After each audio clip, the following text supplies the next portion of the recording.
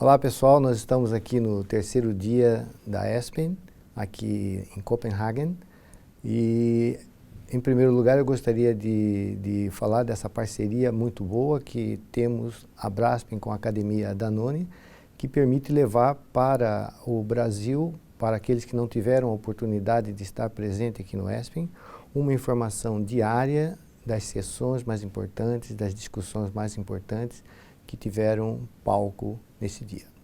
Eu vou falar sobre o que vimos hoje no terceiro dia aqui na ESPEN.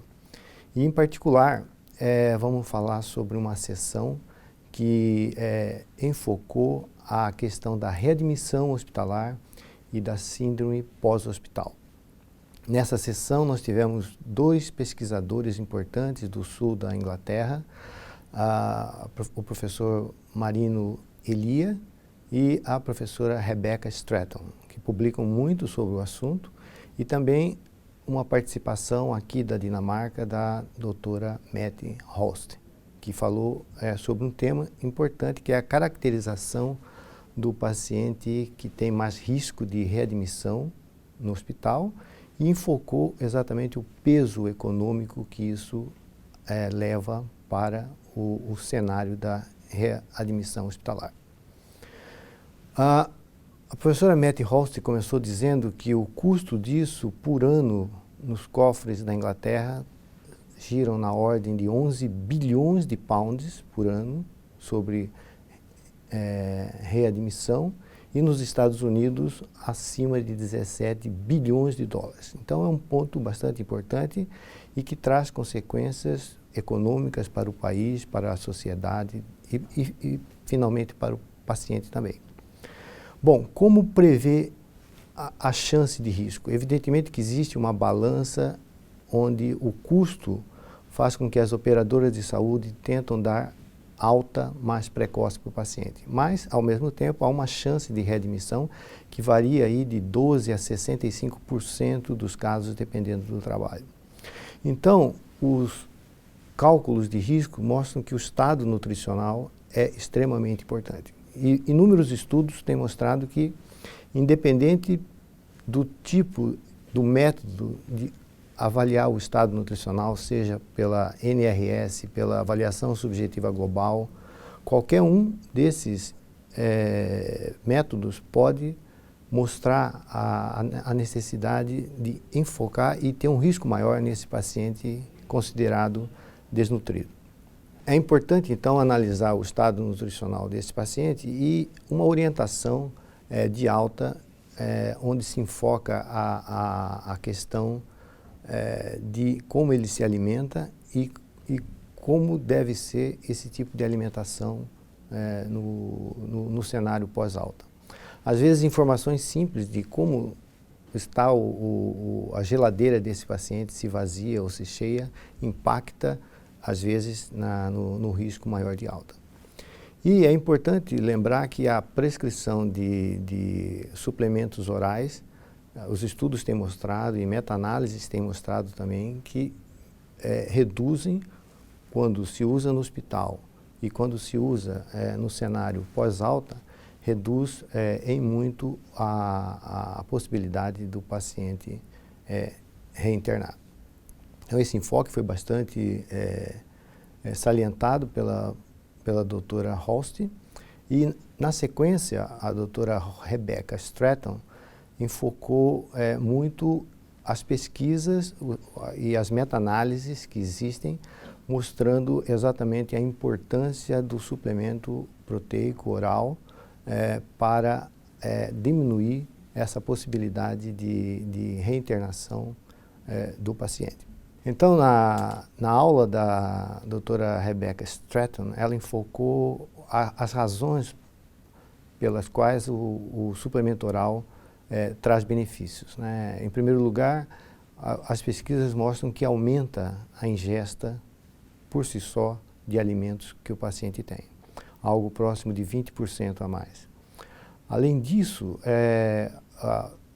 há um aumento de peso, no ganho de peso desses pacientes, que geralmente estão em risco de desnutrição ou desnutridos. Há estudos que mostram que a força muscular melhora E isso é bastante impactante porque vai reduzir um problema muito sério, especialmente na população de idosos, que são as quedas. Então, há uma redução das quedas de maneira importante. E, finalmente, o conjunto disso tudo vai trazer desfechos melhores para o paciente do ponto de vista de complicações. Complicações infecciosas, complicações como readmissão hospitalar e complicações como tempo de hospitalização dos pacientes. Isso acaba gerando problemas quando acontece, porque acabam leitos ficando ocupados e a rotatividade desses leitos não aumenta por causa disso. Então, em conclusão e mensagens chaves que ela termina a aula dela, mostrando que a prescrição de suplementos orais traz realmente muito benefício para o paciente. Do ponto de vista de hospital, reduz o tempo de internação e quando ele vai para casa, diminui bastante o risco dele ser readmitido no hospital. Finalmente, tivemos como a terceira aula do programa o professor Marinus Elia, da Inglaterra, que deu um panorama mais completo sobre a questão da readmissão hospitalar. Ele enfocou basicamente que há uma tendência na Europa e talvez no mundo de diminuir tempo de internação, né, alta precoce, muito baseado nas conquistas científicas e tecnológicas do tratamento médico e cirúrgico, mas também pela pressão econômica que os planos, o seguro-saúde acaba exercendo. Então, isso acaba girando de uma maneira a montar um carrossel que tem que se analisar o custo-benefício. A alta precoce aumenta seguramente os riscos de readmissão hospitalar. Isso acaba impactando de uma maneira bastante importante na economia de todos os países, razão pela qual os ingleses estão decididamente querendo arrumar alguma forma de prever riscos e diminuir essa chance de readmissão hospitalar. Os números são muito importantes, né? Isso já tinha sido dado por outros palestrantes da mesa, mostrando algo próximo de 11 bilhões de pounds, de libras esterlina por ano, e nos Estados Unidos algo próximo de 17 bilhões de dólares por ano. Então, isso é uma questão bastante impactante e que merece essa atenção econômica. E o fecho da mesa, de uma maneira geral, foi a importância do estado nutricional, da avaliação do estado nutricional, na avaliação do que o paciente pode comer e também se colocou de uma maneira muito clara a necessidade de ter na equipe que dá alta orientações nutricionais, de preferência por uma nutricionista, e um plano nutricional adequado para esse paciente. E nesse aspecto, a prescrição de suplementos orais proteicos são extremamente importantes e impactam na diminuição de custos, na diminuição de reinternação e na saúde do paciente de uma maneira geral. Em uma outra sessão do Congresso, e é tradicional no ESPEN ter essa sessão, é a sessão Harvey Rattling. E dessa vez o palestrante convidado foi o Dr. Stephen McClave, que já foi presidente da ASPEN e que foi homenageado esse ano aqui na ESPEN, dando essa aula importante, que é a aula Rattling. E ele enfocou um tema bastante importante no momento, que é o trato gastrointestinal e como ele reage ao estresse. Isso não é nenhuma novidade, há muito tempo já se sabia e já se falava que o intestino é o motor da falência de múltiplos órgãos, que a barreira mucosa era importante e que a nutrição dessa barreira mucosa era muito importante.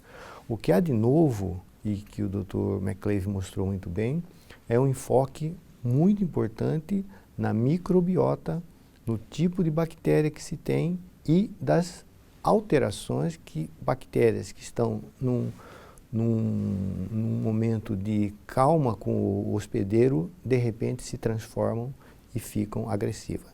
Então, isso é extremamente novo e tem sido enfocado nas últimas pesquisas, mostrando que há uma relação, há uma conversa, um cross-talking entre bactérias do meio intestinal e o tecido linfático associado ao intestino, né? Não é desconhecimento de ninguém que, além de absorver nutrientes, o intestino é responsável por uma resposta imune muito importante. 70% dos nossos linfócitos estão localizados no intestino e, por isso, essa situação entre a microbiota e a resposta imune é bastante importante. O modo de como a doença crítica atinge o organismo e precipitando uma resposta inflamatória é sentida pela bactéria. E a bactéria reconhece que o hospedeiro está num momento de resposta inflamatória aguda e ela se torna agressiva, aproveita a permeabilidade que aumenta na mucosa e pode passar para dentro do organismo, causando translocação bacteriana. De uma maneira geral, se fala hoje da linfa tóxica. Então, esse aumento de permeabilidade da mucosa intestinal traz não só bactérias, como também produtos de necrose, porque aumenta a apoptose da mucosa intestinal. Então, esses produtos de necrose dessas células, associado a enzimas pancreáticas que acabam entrando para dentro do organismo e pela linfa podem atingir o organismo e causam lesão à distância de muitos órgãos. Um dos primeiros órgãos a receber esse tipo de linfa tóxica é o pulmão, via ducto torácico, e não é nenhuma surpresa a gente constatar que a incidência de pneumonia e a falência, principalmente do pulmão como primeiro órgão a falhar, é importante. Como fazer para prevenir essas alterações? Está muito relacionado a como se trata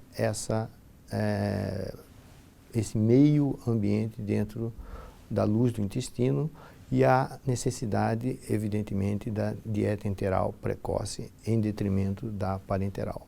Quando a gente utiliza a dieta enteral precoce e principalmente com prebióticos e probióticos, você consegue fazer uma simbiose na flora intestinal e permite que não haja uma disbiose, porque quando ocorre uma disbiose, e esse paciente é um paciente que está mais propenso a isso, porque ele recebe antibióticos, recebe drogas opiáceas que diminuem a velocidade de trânsito dentro do intestino, ocorre a possibilidade de termos cepas patológicas em número maior do que as comensais, e isso acaba provocando complicações importantes do ponto de vista infeccioso, sepsis e falência de múltiplos órgãos.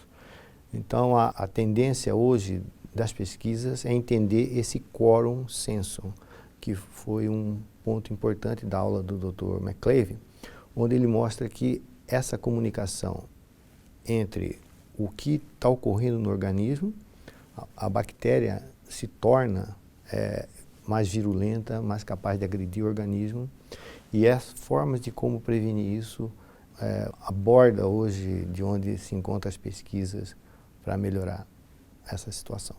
Bom, pessoal, acho que esse foi um resumo do dia importante, das duas sessões importantes do dia.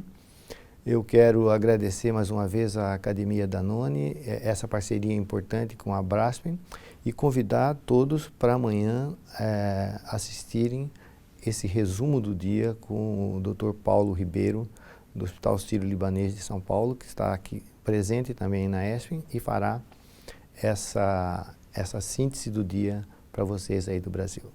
Um grande abraço.